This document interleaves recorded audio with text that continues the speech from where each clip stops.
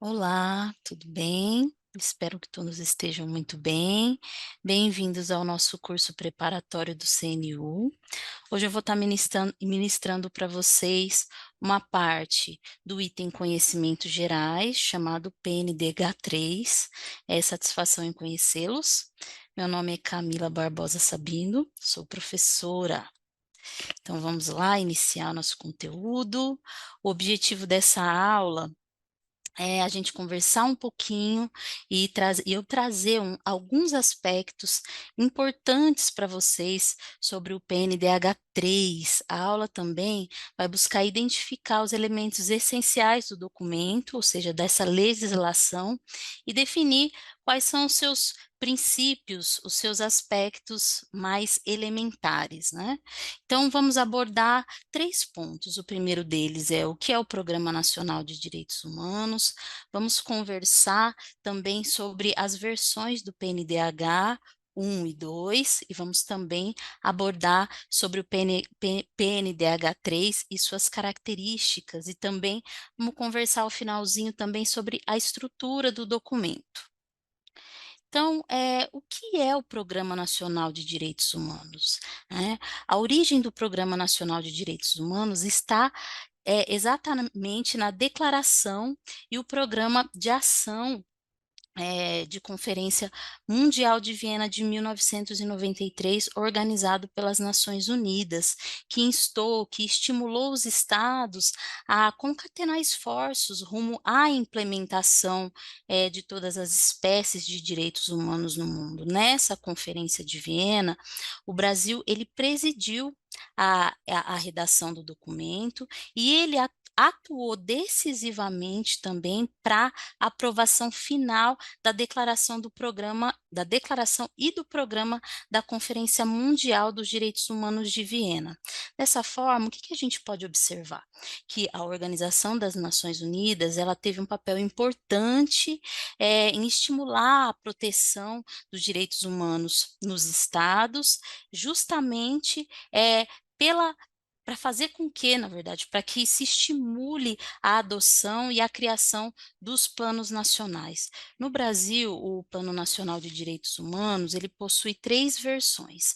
A primeira delas foi de 1996, o chamado PNDH1. A segunda foi em 2002, o chamado PNDH2. E o mais recente, o documento que a gente realmente vai se ater nessa aula, foi em 2019, que é o denominado PNDH3. E em cada plano, na verdade, existe um foco específico. Existem determinados direitos, né, que esses documentos eles ressaltam, mas todos eles têm um objetivo em comum, que é aprimorar a aplicação dos direitos humanos no Brasil, né? Então, vamos falar um pouquinho, já mudando aqui o nosso slide, vamos falar sobre a primeira versão do PNDH, denominado PNDH1. Ele veio por intermédio de um decreto de número 1904, né? O Brasil, naquele momento, ele era governado pelo presidente Fernando Henrique Cardoso, e o plano, ele possuía como um de seus objetivos um levantamento sobre os direitos humanos no Brasil. Então, ou seja, esse plano ele queria a despeito da sua publicização, antes desse momento, verificar, ter um diagnóstico, né, para ver se esses direitos, esses direitos humanos da população, eles estavam adequados, se eles realmente estavam sendo respeitados, né? Então, o foco do PNDH1 era referente principalmente aos direitos civis, né? Então, dentre eles temos aí o direito de ir e vir, de permanecer, o direito de propriedade, o direito à liberdade de expressão, e também a questão da violência policial. Falando um pouquinho do PNDH2, entendendo que essa é apenas uma introdução, tá? Ele veio por meio do decreto 4.229 de 2002. O Brasil também era presidido e governado pelo Fernando Henrique Cardoso. Mas, ao contrário do programa anterior, esse de 2002, ele teve um foco nos direitos sociais. Obviamente que não negligenciou os direitos civis, né? Mas ele deu ênfase aos direitos sociais. Então, um dos grandes exemplos, uma das grandes inspirações do PNDH2 foi o artigo 6º da Constituição, que fala que são os direitos sociais, a educação, a saúde, a alimentação, o trabalho, a moradia, o transporte, o lazer. Em resumo, o PNDH2 traz à tona essa promoção de oportunidades igualitárias, visando reduzir o abismo social existente no Brasil. Um outro detalhe do PNDH2 foi uma consulta pública realizada pela internet entre 19 de dezembro de 2001 e 15 de março de 2022. Isso demonstrou, naquele momento, a vontade do governo de fazer com que exista, né, uma participação popular nesse processo de criação daquele PNDH naquele momento, né? Então, vamos agora falar um pouquinho sobre o PNDH3. Vamos lá. Mudando aqui o slide, a base do PNDH3, ou a maneira pelo qual o PNDH3 foi expresso, né, se colocou a público, foi por meio do decreto 7.037 de 2009, tá aí o link para vocês acompanharem, e ele é tido como o mais amplo dos PNDHs, que ele traz um rol específico de medidas adotadas. Nele também existe uma visão de transversalidade. O que isso significa, né? Significa que as políticas elas vão se perpassar, né? Então, existe a composição de diversos órgãos e poderes estatais envolvidos, no caso, numa elaboração ou num monitoramento, num conjunto de políticas e ações direcionadas para o fim desse plano, né, e para o cumprimento dos direitos humanos no Brasil, né? Então, quando se fala em transversalidade novamente, se fala num PNDH que perpassa vários setores, várias políticas públicas diferentes, várias esferas sociais. Eu vou estar demonstrando para vocês, por meio de um exemplo, de como que isso dá a partir da letra da lei num próximo slide, tá? Um outro ponto interessante também é que esse PNDH ele envolve todas as diferentes dimensões dos direitos humanos. O que que isso significa quando você se fala em dimensões de direitos, né, em gerações de direitos humanos, tá? Vou estar explicando isso para vocês também. Vamos conversar um pouquinho sobre essa questão da transversalidade, né? Então, aqui está um exemplo, temos aí o artigo 2 do PNDH3. Quando a letra da lei coloca, né, no eixo orientador 1, interação democrática entre Estado e sociedade civil. Então, observe, são diferentes instâncias que vão atuar a partir de uma capilaridade para uma finalidade, né? Então, observe na diretriz número 1, a interação democrática entre Estado e sociedade civil como um instrumento de fortalecimento da participação democrática. Então, isso a gente pode entender que é um aspecto da transversalidade dentro do documento. A diretriz 2, ela é mais explícita. Observem, fortalecimento dos direitos humanos como instrumento transversal das políticas públicas e de interação democrática. Então, você tem aí outras instâncias, né, e que vão atuar de maneira transversal, né? Por fim, a diretriz 3 coloca o seguinte: integração e ampliação dos sistemas de informações em direitos humanos e construção de mecanismos de avaliação e monitoramento da sua, só ver aqui só o final, gente, da sua efetivação, exatamente, né? Então, os direitos humanos é algo muito amplo, né? Então, você fala em direitos humanos voltado para a população negra, direitos humanos voltado para a população indígena, criança e adolescente. Então, o que essa diretriz 3 ela vem nos colocar, né? Então, integração dos sistemas, ampliação dos sistemas, isso tudo diz respeito também a uma transversalidade, tá bom? Então, um outro ponto que a gente mencionou, e agora a gente vai destrinchar um pouco, estão relacionados às diferentes dimensões dos direitos, né, dos direitos humanos. Então, não sei se todos aqui têm formação em direitos, mas quando se fala em dimensões do direito, nos remete também às gerações do direito, né? Existe um histórico de gerações dos direitos humanos. Então, se fala aí dentro dos direitos humanos, fazendo um recorte histórico e também de evolução dos direitos humanos no mundo, né? Então, tem-se aí os direitos humanos de primeira geração, que adveio aí com a Revolução Francesa, que são os direitos civis, né? Então, depois da Revolução Francesa, aí vem aí a liberdade, a igualdade, a fraternidade, então direitos de locomoção, direitos de segurança, né? Aí temos aí no segundo momento os direitos de segunda geração, que tem a ver aí com direitos sociais, direitos trabalhistas ligados à Revolução Industrial. Então, se fala aí direito à educação, à saúde, à habitação, cultura, lazer, segurança.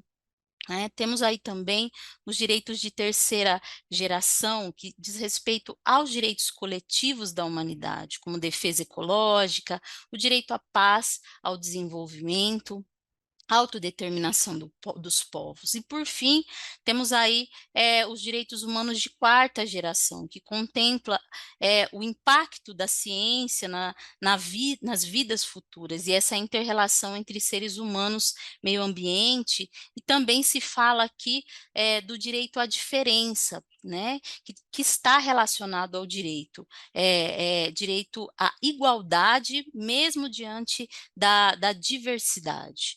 Né? Então, quando nós falamos em um plano quando nós falamos no Plano Nacional de Direitos Humanos número 3, né, nós temos que entender que um dos aspectos, né, que são fundantes da sua criação, do seu nascedouro, é a sua amplitude. Então, ele vai, de alguma maneira, tocar em todos os direitos de todas das 4 gerações que eu mencionei, né, nas 4 dimensões que eu mencionei, mas ele também não vai esquecer dos direitos de quarta geração, que são importantes e que não foram contemplados nos outros PNDHs, tá?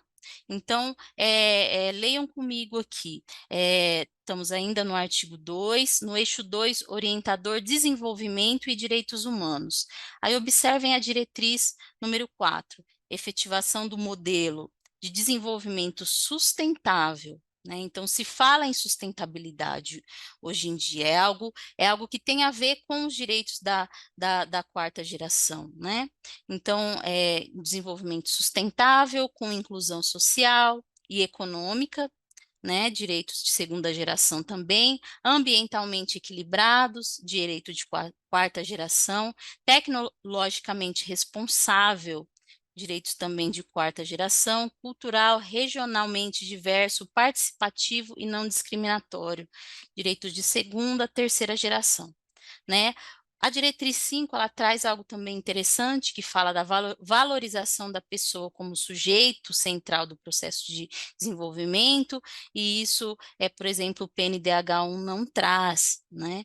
E Diretriz 6, que é mais latente, é a questão dos direitos ambientais, né? Promover e proteger os direitos ambientais como direitos humanos, né? Então, muito se tem falado nesse tema, não sei se vocês ouviram falar já do racismo ambiental, por exemplo, né? Então, o PNDH, ele já entende os direitos ambientais também como os direitos humanos, né? E coloca aí, incluindo as gerações futuras como sujeitos de direito.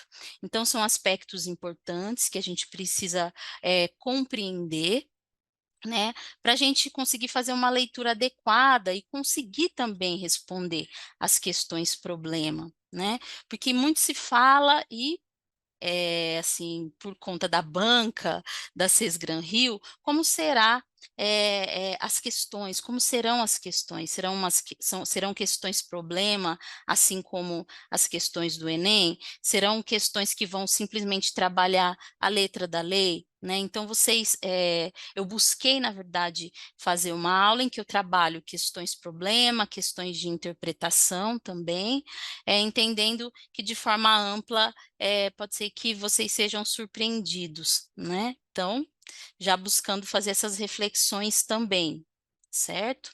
Então, vamos seguir. Bom, o PNDH3, ele tem 6 eixos orientadores. Então, temos aí o eixo 1, interação democrática entre Estado e sociedade civil. Eixo 2, desenvolvimento e direitos humanos. Eixo 3, universalizar direitos em um contexto de desigualdade. Eixo 4, segurança pública, acesso à justiça e combate à violência. Eixo 5, educação, cultura em direitos humanos. Eixo 6, direito à memória e à verdade. Bom, um exemplo, né? Vamos para o eixo 4. Só para a gente entender como é que a lei se estrutura, na verdade. O eixo 4, ele possui 7 diretrizes. Então, quando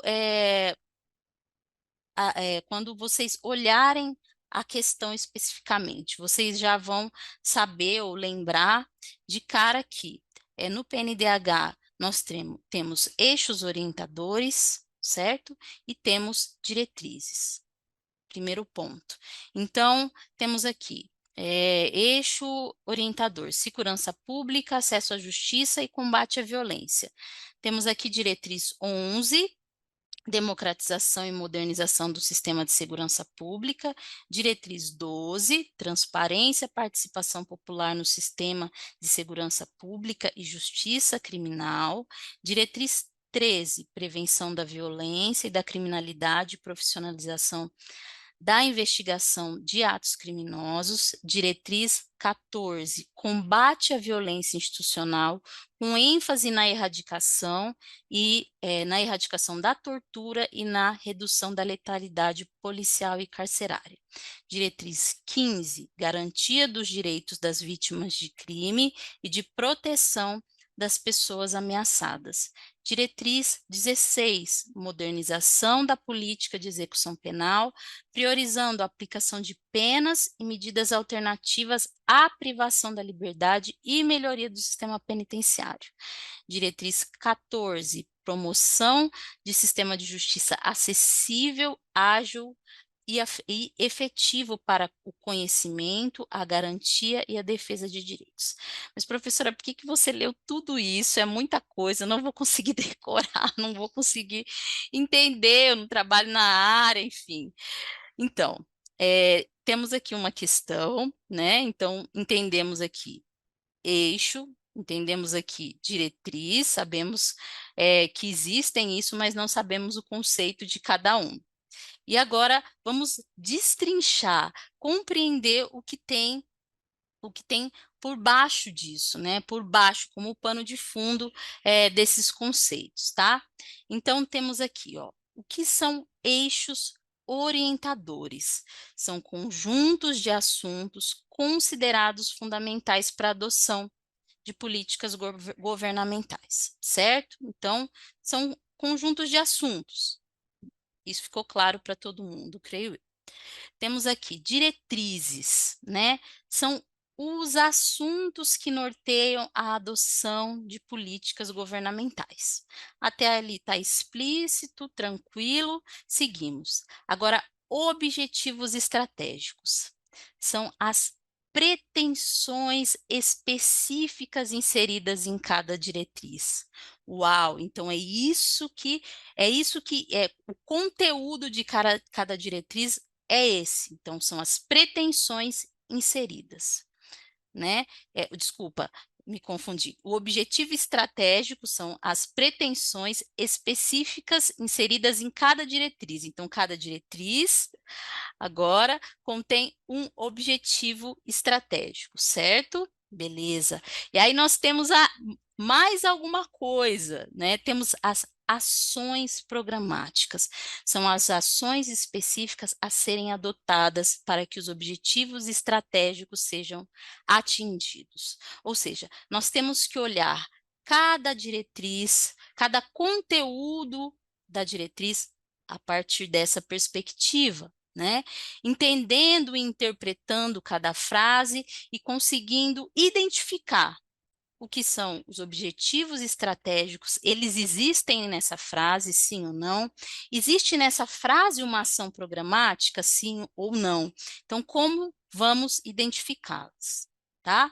Então, temos aí, fiz uma metáfora aí, dei uma pesquisada também com alguns outros professores e achei muito interessante o que eles colocaram para a gente poder ter essa memória, né? Então, assim, eixos orientadores estão aí nessa metáfora dessa árvore como os troncos, né? Então, temos seis eixos orientadores, seis troncos dessa árvore aí. Temos aí as diretrizes, que são os galhos, né? Temos aí os objetivos estratégicos, que são as flores dessa árvore, e temos os frutos, que são as ações programáticas. Então, um exemplo. Então, temos aqui o eixo orientador que a gente analisou no slide anterior, né? Então, temos aqui eixo orientador, segurança pública, acesso à justiça e combate à violência. Até aí, tranquilo. Diretriz, já sabemos o que é. Diretriz são os assuntos que norteiam. Então, diretriz 16. Então, temos um bloco aí, um assunto fechado, né? Modernização da política de execução penal, priorizando a aplicação de penas e medidas alternativas à privação de liberdade e melhoria do sistema penitenciário. Aí, como identificar o eixo? A gente já conseguiu identificar a diretriz, a gente conseguiu identificar e o objetivo e a ação. Então, aqui, temos aí um objetivo, modernização da política de execução penal, certo? Certo, temos um objetivo, priorizando o quê? A aplicação de penas de medidas alternativas. E qual é a ação programática? Melhoria do sistema penitenciário. Então, temos que olhar cada frase, identificar para a gente poder ter clareza do que aquilo significa, a depender da problematização da pergunta ou da questão da prova. Certo, pessoal? Então, vamos seguir já para o fim. O que nós temos que saber também? O PNDH, ele não possui uma força vinculante. O que ele significa? O que isso traduz, né? Então, temos o artigo 5º, né, dessa lei. E aí o artigo 5º fala assim: os estados, o Distrito Federal, os municípios e os órgãos do Poder Legislativo, Poder Judiciário e do Ministério Público serão convidados a aderir serão convidados a aderir ao PNDH3. Isso significa que ninguém é obrigado, ou seja, quando eu falo não possui força vinculante, é que o PNDH ele não obriga a ninguém. Uma novidade desse PNDH número 3 é que não integrou ou não convidou apenas o Poder Executivo, mas ele traz aí o convite também para o Poder Legislativo, para o Poder Judiciário e também para o Ministério Público. Essa é uma das novidades desse PNDH. Pessoal, então é esse o nosso conteúdo. Espero ter ajudado vocês nesse momento. Desejo a todos uma boa rotina de estudo e, obviamente, que vocês consigam aí obter sucesso nesse concurso. Até mais.